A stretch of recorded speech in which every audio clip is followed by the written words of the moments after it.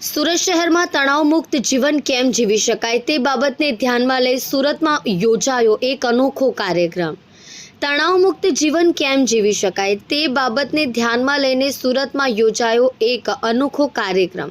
તણાવમુક્ત જીવન કેમ જીવી શકાય તે બાબતને ધ્યાનમાં લઈને એક કાર્યક્રમ હાલ આપણી આસપાસ જોઈએ છે કે બાળકોથી લઈ યુવાનો સુધી તમામ સોશિયલ મીડિયા તરફ વધારે આકર્ષિત થઈ રહ્યા છે। આજની આ દોડતી અને નાસભાગની જિંદગીમાં ધ્યાન, યોગ, મેડિટેશનનું કેટલું મહત્વ છે તે સમજાવવાના હેતુથી સુરતના સીએ મયુર મહેતા દ્વારા સુરતના ડુમ્મસ રોડ ખાતે આવેલ અમોર રેસ્ટોરન્ટમાં અવેરકાર ધ પ્રેસ પ્રેનર વિધનના નામના કાર્યક્રમનું સુંદર આયોજન કરવામાં આવ્યું,